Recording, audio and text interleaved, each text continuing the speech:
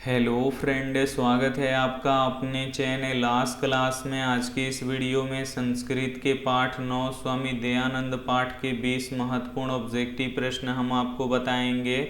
तो एक भी प्रश्न आप लोग इसकी मत कीजिएगा। वीडियो को प्लीज़ आप लोग शुरू से लेके अंत तक देखिएगा। और हमारे वेबसाइट पे ऑनलाइन टेस्ट चल रहा है, तो अभी तक आप टेस्ट नहीं दिए हैं तो जाके टेस्ट दे लीजिएगा। अगर आपको ऑनलाइन टेस्ट देना नहीं आता है तो वीडियो के लास्ट में हम आपको बताएंगे कि आप लोग ऑनलाइन टेस्ट कैसे दे सकते हैं। और अभी तक आप हमारे व्हाट्सएप ग्रुप में नहीं जुड़े हैं तो ये हमारा व्हाट्सएप नंबर है 8789307304। इस पे आपको बोलना है कि सर हमें ग्रुप में जोड़ दीजिए, तो हम आपको ग्रुप में जोड़ देंगे। तो आइए शुरू करते हैं पहले नंबर प्रश्न से। तो पहला नंबर प्रश्न है कि स्वामी दयानंद का जन्म किस ग्राम में हुआ था। काफ़ी महत्वपूर्ण प्रश्न है ये आपके बोर्ड परीक्षा के लिए, और ये प्रश्न बोर्ड परीक्षा में बार बार पूछा जाता है, इसे आपको याद रखना है। यहाँ पे आपको बताना है कि स्वामी दयानंद का जन्म किस ग्राम में हुआ था। तो टंकारा नामक ग्राम में हुआ था, इसे आपको याद रखना है। यहाँ पे ए वाला ऑप्शन बिल्कुल ही सही हो जाएगा। ये देखते हैं अगला प्रश्न। दो नंबर प्रश्न है कि टंकारा ग्राम किस राज्य में स्थित है। यहाँ पे आपको बताना है कि टंकारा ग्राम किस राज्य में स्थित है। तो ये गुजरात राज्य में स्थित है, इसे आपको याद रखना है। यहाँ पे ए वाला ऑप्शन बिल्कुल ही सही हो जाएगा। ये देखते हैं अगला प्रश्न। 3 नंबर प्रश्न है कि स्वामी दयानंद का जन्म कब हुआ था। काफ़ी महत्वपूर्ण प्रश्न है ये आपके बोर्ड परीक्षा के लिए, और ये भी प्रश्न बोर्ड परीक्षा में बहुत बार पूछा गया है। यहाँ पे आपको बताना है कि स्वामी दयानंद का जन्म कब हुआ था। तो 1824 ईस्वी में हुआ था, इसे आपको याद रखना है। यहाँ पे बी वाला ऑप्शन बिल्कुल ही सही हो जाएगा। ये देखते हैं अगला प्रश्न। 4 नंबर प्रश्न है कि स्वामी दयानंद का बचपन का नाम क्या था। ये भी काफ़ी महत्वपूर्ण प्रश्न है।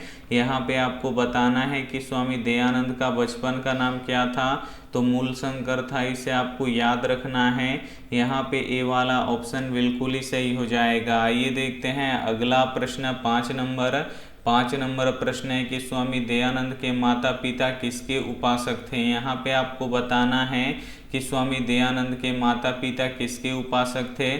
तो भगवान शिव के उपासक थे, इसे आपको याद रखना है। यहाँ पे ए वाला ऑप्शन बिल्कुल ही सही हो जाएगा। इस पाठ के सभी महत्वपूर्ण ऑब्जेक्टिव प्रश्न हम आपको बताएंगे, तो एक भी प्रश्न आप लोग इसकी मत कीजिएगा। वीडियो को प्लीज़ आप लोग शुरू से लेके अंत तक देखिएगा, और वीडियो को अभी तक आप लाइक नहीं किए हैं तो प्लीज़ आप लोग वीडियो को लाइक भी कर दीजिएगा। ये देखते हैं अगला प्रश्न। 6 नंबर प्रश्न है कि मूर्ति पर चढ़कर कौन प्रसाद खा रहा था। ये भी काफ़ी महत्वपूर्ण प्रश्न है। यहाँ पे आपको बताना है कि मूर्ति पर चढ़कर कौन प्रसाद खा रहा था। तो चूहा प्रसाद खा रहा था, इसे आपको याद रखना है। यहाँ पे बी वाला ऑप्शन बिल्कुल ही सही हो जाएगा। ये देखते हैं अगला प्रश्न। 7 नंबर प्रश्न है कि देवता कहाँ नहीं होते हैं। यहाँ पे आपको बताना है कि देवता कहाँ नहीं होते हैं। तो देवता मूर्ति में नहीं होते हैं, इसे आपको याद रखना है। यहाँ पे ए वाला ऑप्शन बिल्कुल ही सही हो जाएगा। ये देखते हैं अगला प्रश्न। 8 नंबर प्रश्न है कि मूल शंकर घर छोड़कर किसके पास गए। काफ़ी महत्वपूर्ण प्रश्न है ये आपके बोर्ड परीक्षा के लिए। यहाँ पे आपको बताना है कि मूल शंकर घर छोड़कर किसके पास गए। तो बिरजानंद के पास गए, इसे आपको याद रखना है। यहाँ पे बी वाला ऑप्शन बिल्कुल ही सही हो जाएगा। ये देखते हैं अगला प्रश्न। 9 नंबर प्रश्न है कि आर्य समाज की स्थापना किसने किया। काफ़ी महत्वपूर्ण प्रश्न है ये आपके बोर्ड परीक्षा के लिए। यहाँ पे आपको बताना है कि आर्य समाज की स्थापना किसने किया। तो स्वामी दयानंद ने किया, इसे आपको याद रखना है। यहाँ पे ए वाला ऑप्शन बिल्कुल ही सही हो जाएगा। ये देखते हैं अगला प्रश्न। 10 नंबर प्रश्न है कि स्वामी दयानंद ने किस नगर में आर्य समाज की स्थापना की। ये भी काफ़ी महत्वपूर्ण प्रश्न है, और ये भी प्रश्न बोर्ड परीक्षा में पूछा जाता है। यहाँ पे आपको बताना है कि स्वामी दयानंद ने किस नगर में आर्य समाज की स्थापना की है। तो मुंबई में किए, इसे आपको याद रखना है।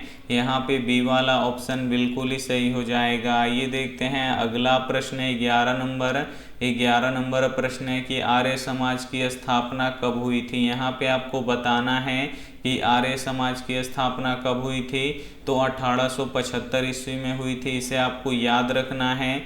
यहाँ पे सी वाला ऑप्शन बिल्कुल ही सही हो जाएगा। ये देखते हैं अगला प्रश्न 12 नंबर प्रश्न है कि डीएवी विद्यालय समूह की स्थापना किसने किया। यहाँ पे आपको बताना है कि डीएवी विद्यालय समूह की स्थापना किसने किया, तो स्वामी दयानंद के अनुयायियों ने किया, इसे आपको याद रखना है। यहाँ पे डी वाला ऑप्शन बिल्कुल ही सही हो जाएगा। ये देखते हैं अगला प्रश्न 13 नंबर प्रश्न है कि वेदों के प्रति धर्म अनुयायियों का ध्यान किसने आकर्षित किया। यहाँ पे आपको बताना है कि वेदों के प्रति धर्म अनुयायियों का ध्यान किसने आकर्षित किया, तो स्वामी दयानंद ने किया, इसे आपको याद रखना है। यहाँ पे ए वाला ऑप्शन बिल्कुल ही सही हो जाएगा। ये देखते हैं अगला प्रश्न 14 नंबर प्रश्न है कि वेदों की ओर लौटो का नारा किसने दिया। काफ़ी महत्वपूर्ण प्रश्न है ये आपके बोर्ड परीक्षा के लिए, और ये भी प्रश्न बोर्ड परीक्षा में बहुत बार पूछा गया है, इसे आपको याद रखना है। यहाँ पे आपको बताना है कि वेदों की ओर लौटो का नारा किसने दिया, तो स्वामी दयानंद ने दिया, इसे आपको याद रखना है। यहाँ पे ए वाला ऑप्शन बिल्कुल ही सही हो जाएगा। ये देखते हैं अगला प्रश्न 15 नंबर प्रश्न है कि स्त्रियों में अशिक्षा किस समाज में थी। यहाँ पे आपको बताना है कि स्त्रियों में अशिक्षा किस समाज में थी, तो भारतीय समाज में थी, इसे आपको याद रखना है। यहाँ पे डी वाला ऑप्शन बिल्कुल ही सही हो जाएगा। ये देखते हैं अगला प्रश्न 16 नंबर प्रश्न है कि सत्यार्थ प्रकाश नामक ग्रंथ किसने लिखा है। यहाँ पे आपको बताना है कि सत्यार्थ प्रकाश नामक ग्रंथ किसने लिखा है, तो स्वामी दयानंद ने लिखा है, इसे आपको याद रखना है। यहाँ पे ए वाला ऑप्शन बिल्कुल ही सही हो जाएगा। ये देखते हैं अगला प्रश्न 17 नंबर प्रश्न है कि बाल विवाह के विरुद्ध किसने महान प्रयास किया। काफ़ी महत्वपूर्ण प्रश्न है ये आपके बोर्ड परीक्षा के लिए। यहाँ पे आपको बताना है कि बाल विवाह के विरुद्ध किसने महान प्रयास किया, तो स्वामी दयानंद ने किया, इसे आपको याद रखना है। यहाँ पे ए वाला ऑप्शन बिल्कुल ही सही हो जाएगा। ये देखते हैं अगला प्रश्न 18 नंबर प्रश्न है कि वेद भाष्य की रचना किसने किया। यहाँ पे आपको बताना है कि वेद भाष्य की रचना किसने किया, तो स्वामी दयानंद ने किया, इसे आपको याद रखना है। यहाँ पे ए वाला ऑप्शन बिल्कुल ही सही हो जाएगा। ये देखते हैं अगला प्रश्न 19 नंबर प्रश्न है कि स्वामी दयानंद कौन थे। यहाँ पे आपको बताना है कि स्वामी दयानंद कौन थे, तो ये समाज उद्धारक थे, इसे आपको याद रखना है। यहाँ पे बी वाला ऑप्शन बिल्कुल ही सही हो जाएगा। ये देखते हैं अंतिम प्रश्न 20 नंबर प्रश्न है कि स्वामी दयानंद की मृत्यु कब हुई थी। काफ़ी महत्वपूर्ण प्रश्न है। यहाँ पे आपको बताना है कि स्वामी दयानंद की मृत्यु कब हुई थी, तो स्वामी दयानंद की मृत्यु कब हुई थी, तो 1883 में हुई थी, इसे आपको याद रखना है। यहाँ पे डी वाला ऑप्शन बिल्कुल ही सही हो जाएगा। इस चैप्टर के सभी महत्वपूर्ण ऑब्जेक्टिव प्रश्न हम आपको बता चुके हैं। तो वीडियो को लाइक नहीं किए तो प्लीज़ आप लोग वीडियो को लाइक कीजिए, अपने दोस्तों के पास इस वीडियो को शेयर कीजिए, और चैनल को सब्सक्राइब नहीं किए हैं तो चैनल को सब्सक्राइब करके साथ में बेल आइकन को ऑल पे दबा लीजिए, ताकि जब भी लाइव क्लास हो तो आपके पास नोटिफिकेशन पहुंचता रहे। अब हम यहाँ पे आपको बताएंगे कि आप लोग ऑनलाइन टेस्ट कैसे दे सकते हैं। तो सभी के फ़ोन में होता है गूगल और क्रोम, तो दोनों में से किसी एक को आपको ओपन कर लेना है, खोल लेना है।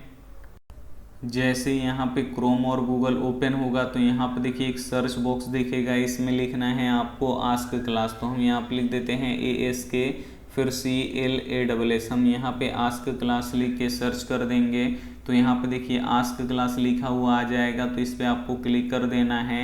और जैसे ही आप लोग क्लिक कीजिएगा तो यहाँ पे आस्क क्लास का ऑफिशियल वेबसाइट यहाँ पे ओपन हो जाएगा, और यहाँ से आप लोग टेस्ट दे सकते हैं, और यहाँ से आप लोग PDF डाउनलोड कर सकते हैं।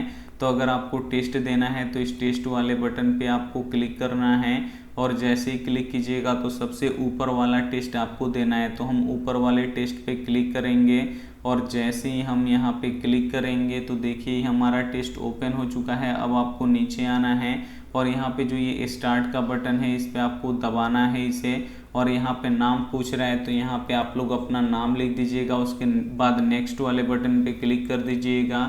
अब यहाँ पे देखिए 20 ऑब्जेक्टिव प्रश्न है और प्रत्येक प्रश्न का यहाँ पे 4 ऑप्शन है, जिसमें से एक सही है। सही वाले पे टिक कीजिएगा तो ग्रीन हो जाएगा, गलत वाले टिक क्वेश्चन पे टिक कीजिएगा तो रेड हो जाएगा।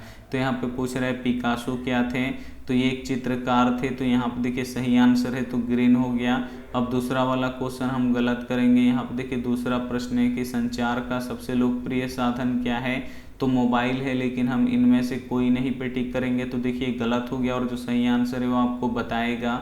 तो ऐसे ही आप लोग टेस्ट दे सकते हैं और अपना यहाँ पे लास्ट में अपना रिजल्ट भी देख सकते हैं। अब हम आपको बताएंगे कि पीडीएफ कहाँ से डाउनलोड करना है।